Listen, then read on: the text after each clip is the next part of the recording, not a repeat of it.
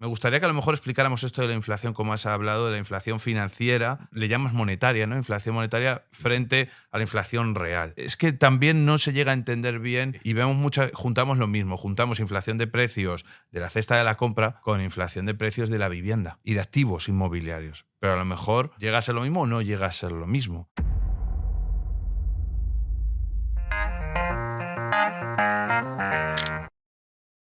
Tal vez iniciemos por lo que dice la teoría. Hmm. Entonces, un economista, que yo no soy, se sentaría aquí y te diría, abre el libro de texto, página 126, dice que si los bancos centrales suben tipos, enfrían la economía. Si los bancos centrales bajan tipos, calienta la economía. La diferencia que yo tengo con un economista teórico es que yo estoy en el día a día de los mercados, ¿no? Entonces, muchas veces los libros de texto son muy importantes, pero tienen un límite en la vida real. ¿Puede un banco central crear inflación monetaria, o sea, en precios de activos? La respuesta es sí. La vivienda es muy sensible a los tipos, ¿no? Porque tipos bajos lo que va a significar es que las hipotecas son más atractivas para los deudores, ¿no? Y por eso se decía que cuando la Reserva Federal subió 500 puntos su tasa de política monetaria, iba a tener repercusión seria sobre las viviendas, y sí lo ha tenido. Entonces, sí lo ha tenido porque las personas que compraron una vivienda y consiguieron una hipoteca al 0%, cuando las tasas estaban en cero, están felicísimas. Lo que no pueden es salir, son prisioneros de su vivienda. No pueden vender su vivienda y luego recibir una hipoteca al 6-7%, porque ahí se come tu ingreso disponible. Entonces sí, conseguiste una hipoteca genial, pero vas a estar en tu vivienda sin poder venderla por muchos años. Los que consiguen una hipoteca para comprar una casa nueva, esos sí se endeudan a un nivel mucho más caro. Entonces, por eso es que en la economía hay sectores que son muy sensibles a tipos y otros que no son sensibles a tipos, ¿no? Entonces, cuando un banco central juega con su tasa de política monetaria, va a afectar primordialmente a esos sectores que son más sensibles a esas fluctuaciones en tipo. ¿Cuál otra, por ejemplo? Tarjetas de crédito, ¿no? Las tarjetas de crédito se revaloran inmediato cuando un banco central sube tasas. Entonces es mucho más costoso, si tienes deuda, poder pagarla. ¿Qué otro es sensible a los tipos? Tecnología. Acciones de tecnología en teoría son un activo de muy larga duración y está muy sensible a la fluctuación de los tipos. Porque estás descontando Porque presente para la valoración de esa compañía flujos de caja futuros que si los descuentas a una tasa más baja, por la tasa libre de riesgo, etcétera, pues trae consigo que las valoraciones también sean mayores. Exactamente. ¿No? Y múltiplos mayores por los que se pagan. Pasa en la vivienda, pasa en las acciones tecnológicas, en todo lo que esté relacionado con el eje temporal. Cuanto más eje temporal o más distancia haya entre tu valoración y la generación de flujo de caja y traerla al presente y una bajada de los tipos, pues trae consigo que las valoraciones sean más altas. O sea, exacto. Y entonces voy a dejar otra pieza de información controversial aquí. Para mí la inversión de value es muy utilizada en España, por value lo que he investing visto. puro y duro, sí, sí. Para mí, Luis Miguel, el value investing murió en el 2008. Es una forma errada de invertir hoy en día. Te voy a decir por qué. Y ligado a la inflación monetaria. Porque el value funciona cuando no había la cantidad de liquidez que hay hoy en día en los mercados. Hay una cantidad brutal de liquidez. Entonces, el índice que mencionaste para valorar acciones, que es el precio entre los beneficios. beneficios. ¿No? El PER famoso. Exactamente, precio entre beneficios. Los beneficios son guiados por el crecimiento económico. Mayor crecimiento hay, mayor beneficio van a tener las empresas. Genial. ¿Cómo está el crecimiento económico hoy en día en el globo? Mediocre, diría yo. Sí, sí. ¿No? Entonces vamos a la otra letra en esa ecuación, al numerador. El precio es guiado por la cantidad de liquidez que haya en los mercados. ¿Cómo está el crecimiento de la liquidez en el globo? Mediocre. No.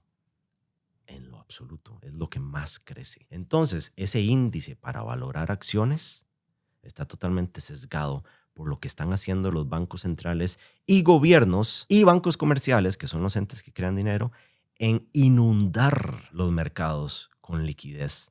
Entonces, el precio va a seguir subiendo porque está ligado a la liquidez y los beneficios no tanto porque está ligado al crecimiento económico. Por eso está habiendo ahora una valoración por múltiplos altísima en la media del mercado. Hay ciertas empresas que se aprovechan mucho más de esa liquidez ingente, en este caso son las grandes tecnológicas o grandes empresas, que por el factor riesgo, pues muchos pequeños inversores o grandes inversores van allí y se está quedando todo el mundo más value, small caps, que a lo mejor necesitan lo que estamos hablando, ¿no?, de encontrar ese catalizador, pues están quedando detrás, ¿no? Y la gente no sabe darle explicación a, por ejemplo, esta última caída que hubo con la subida de los tipos de interés en estos anteriores años, de que se frustraban porque estaban buscando una caída del mercado descomunal, caídas del 40-50%, mirando al pasado de anteriores crisis que ha pasado y no saben que ha cambiado todo. Y me río porque muchísimos han pronosticado recesión durante los últimos 4 años. Bueno, tú buscas en YouTube y es una locura. Todo recesión. Sí, sí. ¿Cómo va a haber recesión si el gobierno de Estados Unidos tiene un déficit del 7% del PIB cada año? Ya entendimos que 7% del PIB es 7% de creación de nueva liquidez. Eso es una medida que se usaba durante el tiempo de guerra y lo están usando procíclicamente hoy en día, sin recesión. ¿Cómo va a haber recesión y corrección en los mercados tan brutal? Entonces yo cuando lo veo en Twitter digo, qué dicha que el que puso ese post no maneja dinero de terceros, porque es irresponsable estar diciendo que viene recesión desde hace 3 años. Sí, sí. Imagina la cantidad de pasta que hubiera perdido un inversor a través de esa persona. Pero regresando un poco a lo de los beneficios y precio, ve qué interesante esto también. Muchas personas también se sienten rezagadas en poder comprar activos financieros. El precio de las acciones o activos financieros es guiado por la cantidad de liquidez que hay en la economía, que va hacia arriba y hacia arriba y hacia arriba. Los salarios de las personas son guiados por el crecimiento económico. Entonces, de repente ves un gráfico donde la liquidez es exponencial, pero los salarios son horizontales, porque el crecimiento económico es mediocre. Entonces, por eso la gente muchas veces se pregunta, ¿por qué no me alcanza para llegar a fin de mes? ¿Por qué no me alcanza para ahorrar? ¿Por qué no me alcanza para invertir y crear riqueza financiera? No te alcanza porque tu salario está ligado a una variable que no crece, mientras que el precio de los activos que estás tratando de comprar con ese mismo salario cada día sube más porque hay más liquidez. O sea que al final hay una inflación de los activos, pero no hay una inflación de los salarios y por lo tanto eso crea desigualdad. Eso crea desigualdad y el ejemplo... Descomunal y un efecto cantillón descomunal. Descomunal. El ejemplo que siempre doy para que la gente siga: te invitan tus amigos a jugar Monopoly una noche. Llegas a jugar Monopoly con ellos, saludas a todos, te sientas en la mesa, te toca tirar los dados, los tiras y caes en hotel. Y de repente dices, pero espera un momento, todo este tablero ya está lleno con hoteles de todos ustedes. ¿Qué pasó? Es que nosotros empezamos a jugar hace 5 horas. Hoy en día un ciudadano que no crea riqueza es porque los inversores empezaron a jugar hace 5 horas con la liquidez que se ha venido creando.